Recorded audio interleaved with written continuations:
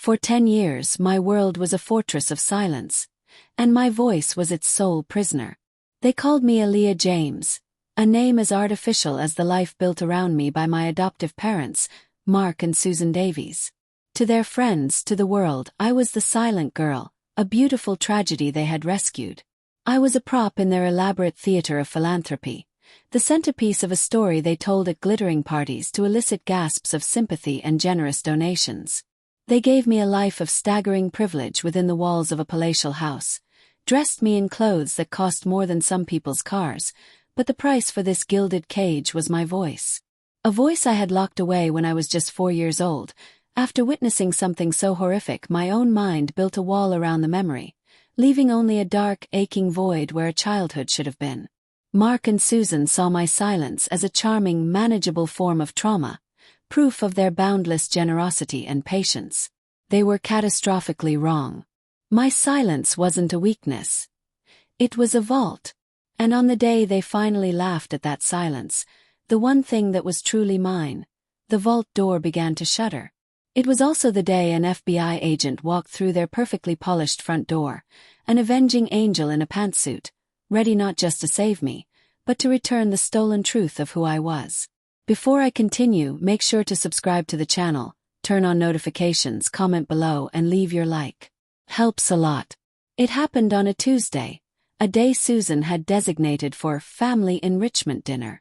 This was her euphemism for a mandatory ritual of suffering where all electronics were banned, forcing the three of us to sit in strained silence around a dining table so vast it felt like we were communicating across a chasm. My silence, as always, was the most dominant presence in the room, a heavy blanket smothering any possibility of warmth. Mark, exuding the smug satisfaction of a man who owned everything around him, swirled the deep red wine in his crystal glass, the light from the absurdly expensive chandelier glinting in his eyes with a familiar, cruel amusement. "Another riveting conversation with our dear Aaliyah," he announced to Susan, his words deliberately flying over my head as if I were a piece of furniture. "I was just telling Bob at the country club how exceptionally patient we've been. It's rather like owning an exotic pet, isn't it? A very, very quiet one." Susan emitted a tinkling laugh, a sound as cold and empty as ice clinking in a glass. "Oh, Mark, don't be so awful," she chided, though her eyes danced with the same cruel mirth. "She's not a pet. She's our little charity case. Our tragic, beautiful backstory.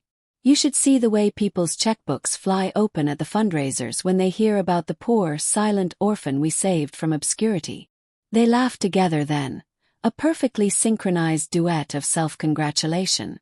In that moment, something deep inside me, a core of ice that had been frozen for a decade, began to burn with a cold, white-hot fury. The humiliation was a physical force, a crushing weight on my chest that made it difficult to draw a breath. I stared down at the intricate pattern on my porcelain plate, my hand gripping my silver fork so tightly my knuckles were bone-white, praying with every fiber of my being that I could simply will myself to disappear. That's when the doorbell chimed. The sharp, piercing sound sliced through their laughter like a blade, startling them into silence. Mark let out an irritated sigh. His performance interrupted. We never ever had unscheduled visitors. Every moment of the Davies' lives was curated, planned, and executed with precision. He grumbled about the incompetence of people who couldn't respect a dinner hour as he rose from his chair. I heard his voice from the grand entryway, first annoyed, then shifting to confused, and finally, tightening with a distinct note of fear. "I'm sorry, I believe you have the wrong house." Pause followed. Then I heard a woman's voice, calm and unyielding. Her words were indistinct, but her tone was pure steel, a sound that promised no negotiation. Mark reappeared in the dining room doorway, his face ashen. The smug, confident mask he wore for the world had been completely stripped away. Standing behind him, casting a long shadow, was a woman. She was tall and commanding in a severe navy pantsuit, her dark hair pulled back neatly. Her intelligent, piercing eyes swept the room, cataloging every detail before they landed and locked on me. For a heart-stopping second, I saw a flicker of something in her gaze, something beyond professional assessment, a flash of unnerving, painful recognition. "Mr. and Mrs. Davies," she said, her voice a quiet force that left no room for argument or evasion. "I'm Agent Lena Miller, FBI." She held up her credentials, and the golden shield on her badge flashed, catching the light from our ridiculous chandelier and throwing it back like a challenge. "I'm here about the incident. I need to speak with her." She gestured directly at me, a single definitive point of her finger. "Alone." The chill that shot through me at the sight of that badge was a complex terror, born of the suffocating world the Davies had constructed around me. It was a beautiful, opulent prison. They had adopted me from St. Jude's Home for Wayward Children when I was 6, a silent, hollowed-out little girl. I remember their arrival as if it were a scene from a film. Susan, immaculate in a white dress, knelt before me, her smile expertly gentle, and told me I was the most beautiful special child she had ever seen. Mark stood behind her, a perfectly placed hand on her shoulder, his face arranged into a smile that belonged on a campaign poster. The perfect, compassionate couple, rescuing the broken, forgotten girl. The official story they were given, the one they clung to, was that my silence was a result of profound early life trauma. I was, for all intents and purposes, a ghost child, found abandoned with no records, no family, no history. The doctors had a name for it: trauma-induced selective mutism. The Davies simply called me their project. They transplanted me into a house that looked like it belonged on the cover of a magazine, my bedroom larger than the entire dormitory at St. Jude's. It was filled with delicate dolls I never touched and beautifully illustrated books I never read aloud. From the outside, our life was a modern-day fairy tale. Inside, the air was perpetually cold, thin with unspoken rules and heavy with expectations. The mockery began subtly, with frustrated sighs when I didn't respond to a direct question. But it soon evolved into a key part of their public performance. "We've truly tried everything," Susan would lament with a theatrical sigh at her charity luncheons, a hand pressed to her chest. "Therapists, specialists from around the world. But some wounds, you see, are simply too deep. All we can do is provide her with a safe, loving home." That safe, loving home was a meticulously designed stage, and I was the star prop. Every photograph they posted to their legion of online admirers was a carefully constructed lie. Aaliyah enjoying a quiet moment of reflection in the garden. So proud of our brave girl's progress, one day at a time. The captions painted them as saints. The reality behind those photos was me, standing stiff and frozen while Susan arranged my hair, her fingers digging painfully into my scalp as she'd hiss into my ear, "Can you just try to look happy for 1 second? People are watching." My life was a long, unending, silent scream. I screamed inside when Mark, after a few glasses of scotch, would lean into my face, his breath sour, and make cooing baby noises, taunting, "Goo goo gaga? Is that all that's in there?" I screamed inside when Susan would hold up 2 different designer dresses, ask for my opinion, and then laugh condescendingly and say, "Oh, what am I thinking? It's not like you can give me one, can you?" They never laid a hand on me. The bruises were all on the inside, invisible to the legions of people who saw only a wealthy, benevolent family. The deepest wound, the one that festered constantly, was what they did to my identity. I wasn't Aaliyah. I was the silent one. My mutism was their brand, a commodity they leveraged for social currency. They didn't want me to heal. My brokenness was far too valuable to them. But the worst part, the part that haunted my waking and sleeping moments, was the black hole in my memory. Before St. Jude's, there was nothing. Just a collection of phantom sensations. The distinct feeling of falling, the sharp, clean smell of summer rain hitting hot asphalt, and a woman's voice humming a lullaby I could feel in my bones but couldn't quite hear. Sometimes, in the depths of sleep, I would see a violent flash of crimson against pitch black, and I would wake up with my heart hammering against my ribs, a sob trapped in my throat. I learned very early, even in my sleep, never to make a sound. So when Agent Lena Miller stood in our dining room, a figure of pure, unyielding authority, she felt like a bolt of lightning in my meticulously controlled world.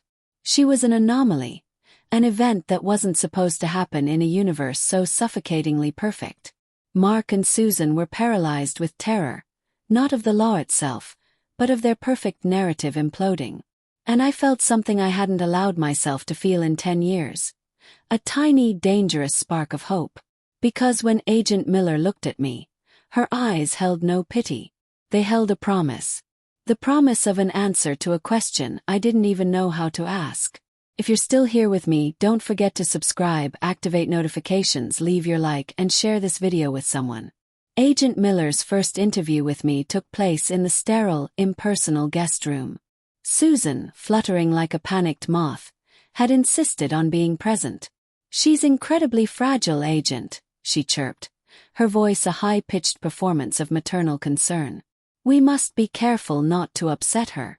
Agent Miller turned her head slowly and gave Susan a look so cold it could have frozen fire. "Mrs. Davies, if you interrupt us one more time or make a single sound, I will continue this interview with the child at the downtown field office. Is that understood?" Susan's mouth snapped shut with an audible click, her face a tight mask of fury and humiliation. Once we were alone, Agent Miller didn't behave like any adult I had ever known. She didn't push or prod or ask questions she knew I wouldn't answer. Instead, she pulled a chair to face me, and she simply talked. She spoke about the awful coffee at her office, a stray dog with one floppy ear she had seen on the drive over, the tediousness of paperwork. She was filling the silence, not fighting it. She was building a bridge across it. "I know this must be terrifying," she said after a long, comfortable quiet, her voice soft but direct. "I know you're scared. But I also have a feeling you're much stronger than anyone in this house gives you credit for." Her visits became a strange, new ritual in the following weeks. She would arrive, dismiss Mark and Susan with a single steely glance, and we would sit together. We played checkers. Her expression was always serious, as if the fate of the world rested on her next move. She brought a sketchbook and a set of charcoal pencils one day. While she talked quietly about her ongoing investigation, I began to draw. I drew the soulless, perfect house, the manicured trees, and people with blank, empty faces. And then, without understanding why, I found myself drawing the same object over and over. A small, silver locket shaped like a 5-pointed star. As my strange, silent friendship with the agent grew, so did the tension in the house. Mark and Susan's paranoia became a thick, choking fog. I would hear them in frantic, whispered arguments behind closed doors. What is she telling her? This could ruin everything we've built. The annual gala is next month. We cannot have a scandal. They began locking Mark's office, a room that had always been open. They took hushed, frantic phone calls in the garden, their faces grim and gray. Their fear was a catalyst. Made me brave. One night, driven by a desperate need for an answer I couldn't name, I waited until the house was submerged in a deep, velvet darkness. I knew Susan kept the office key in a small porcelain vase in the living room, a hiding spot she thought was incredibly clever. My hands trembled as I slipped the cold metal into the lock. The quiet click of the tumblers turning sounded like a gunshot in the profound stillness. Mark's office was his sanctuary, paneled in dark wood and smelling of leather and old paper. I didn't know what I was looking for, only that I had to find it. My eyes darted over the bookshelves, the cluttered desk, the imposing filing cabinets. Finally, in the bottom drawer of the main cabinet, buried beneath a mountain of financial reports for their flagship charity, Children of the World, I found it. It was a thin, unassuming file folder. My name, Aaliyah, was written on the tab, but it had been angrily crossed out with a thick black marker. Below it, in Susan's obsessively perfect handwriting, was a different designation. Subject 12. A deep Arctic cold seeped into my bones. With trembling fingers, I opened it. Inside there was no adoption certificate, no legal documents from St. Jude's. Instead, there was a stack of papers that resembled a business transaction. Invoices and payment logs. One was from an entity called the Genesis Project, with a line item that read, "Procurement and delivery of Subject 12." The amount listed next to it was astronomical, a figure so large it seemed unreal. There were medical notes, but they weren't about my mutism or psychological state. They were about my blood type, my genetic markers, my bone density. It read like an inspection report for a prized animal. And then, tucked into a plastic sleeve at the very back of the folder, I saw the photograph. It was a slightly faded picture of a little girl, no older than 4. She had my dark hair, my eyes, my nose. She was wearing a simple blue summer dress and clutching a well-loved stuffed bear. But this little girl wasn't silent. She was laughing, her head thrown back in pure, unadulterated joy. And hanging from a delicate silver chain around her neck, catching the light, was a tiny, star-shaped locket. The air rushed out of my lungs in a silent gasp. The room began to tilt and spin around me. The phantom sensations that had haunted me for years, the smell of rain, the humming lullaby, crashed into me with the force of a tidal wave. For a split second, I saw a woman's face in my mind, smiling with the same joyful eyes as the girl in the photo. My mother. I slammed the folder shut, my heart hammering against my ribs like a trapped bird. This was never an adoption. It was a sale. I hadn't been rescued. I had been purchased. Mark and Susan Davies weren't saints. They were customers. The next day, when Agent Miller arrived, I was ready. Before she could even begin her usual gentle preamble, I thrust the sketchbook at her. On a clean page, I had drawn the locket from memory, every tiny scratch and imperfection rendered with painstaking detail. I looked up from the drawing and into her eyes, my own gaze pleading for the truth I now knew she possessed. She stared at the drawing, and for the first time since I'd met her, her professional mask of calm composure completely shattered. A wave of raw emotion washed over her face, a decade of pain, sorrow, and a fierce, burning anger. "I knew it," she whispered, the words spoken more to herself than to me. "I knew you would remember." She met my eyes then, and her voice was steady and firm, a rock in my spinning world. "Aaliyah, that is not your name. Your real name is Imani. Your mother's name was Tara Lynn Lee. And she did not abandon you. They took you from her."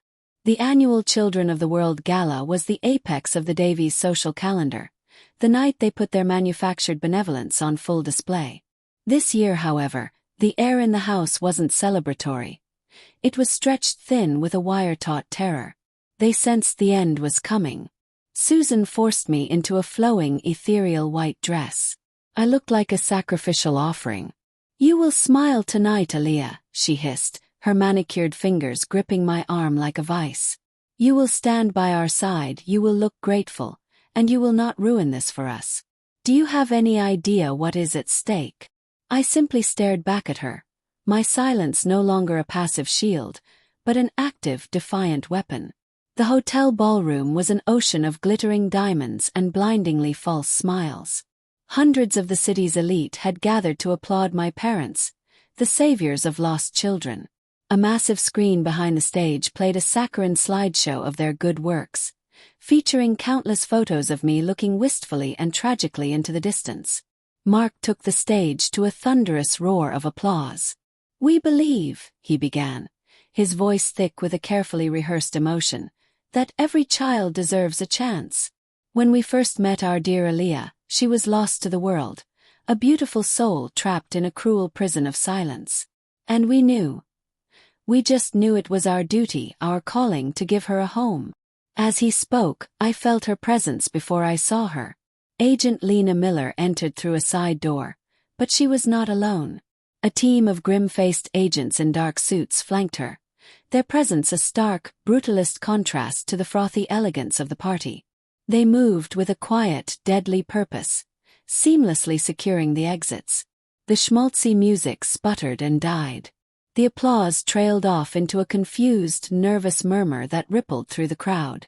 Mark froze at the podium, his face a grotesque mask of disbelief and horror.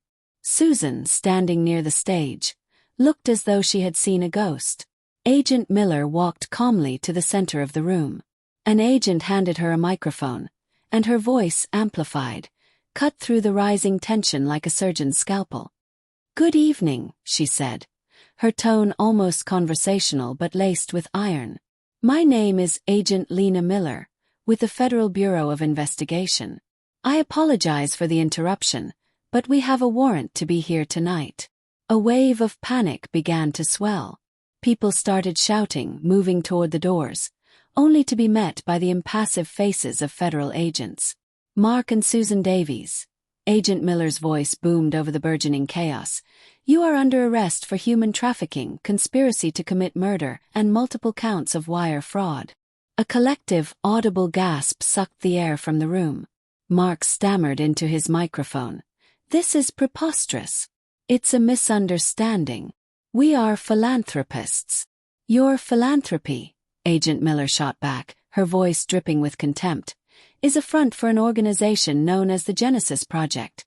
A criminal enterprise that identifies, abducts, and sells children to wealthy clients who desire a tragic backstory to enhance their social standing." She turned her gaze upon the shocked, horrified audience. "Many of you here tonight are not just donors. You are clients. You're perfect adopted children, with their perfectly curated sad stories. They weren't rescued. They were purchased. Their real families were systematically destroyed so you could have a conversation piece at your dinner parties." Then, she did something I never could have anticipated. Her eyes found me in the crowd, and for a moment, her expression softened with a profound sadness. "And the story of Aaliyah James," she announced, her voice ringing with conviction, "is the biggest and most despicable lie of all." She looked back at the Davies, her face a mask of cold fury. "Because her real name is Imani. And she was never an orphan." She strode toward the stage, her eyes locked on a now sobbing Susan. "Her mother was Tara Lynn Lee, a paralegal at a firm you used, who was getting dangerously close to exposing your entire network. So you had her killed, you staged it to look like an overdose, and you took her 4-year-old daughter as a trophy. You buried a living child under a new name and a fabricated story of trauma so you could profit from her pain for the next decade." A choked, inhuman sound escaped Susan's lips. Mark simply stared, his jaw slack, as his entire multi-million-dollar world crumbled into dust in a matter of seconds. But Agent Miller wasn't finished. She turned back to me, and the entire room, hundreds of pairs of eyes, followed her gaze. My heart felt like it was going to beat its way out of my chest. She reached into the pocket of her suit jacket and pulled out a small, tarnished object that glinted under the ballroom lights. It was a star-shaped locket, identical to the one in my drawings, identical to the one in the photograph. "Your mother gave this to you," she said, her own voice finally cracking with the weight of a decade of grief. "She told you to keep it safe, to never take it off. You were hiding in the closet of her bedroom when they came for her. You saw everything, Imani. That's why you stopped speaking. Not because of some vague trauma, but because you were the only witness to your mother's murder. Your silence was what kept you alive." She took another step closer, and I could see tears shimmering in her eyes. "Tara was my sister. My little sister. Imani. I've been looking for you for 10 years. The world dissolved. The humming, the smell of rain, the flash of red, the woman's smiling face. The broken pieces of my memory slammed together, forming a single devastating picture. The woman from my dreams, the one humming the lullaby. It was my mother. And this woman, this incredible, fierce, unstoppable woman who had torn down a criminal empire just to find one lost girl. She was my family. Something inside me, a dam that had held back a decade of unspeakable pain, fear, and loneliness, finally broke. A single ragged sound clawed its way out of my throat, raw and rusted from disuse.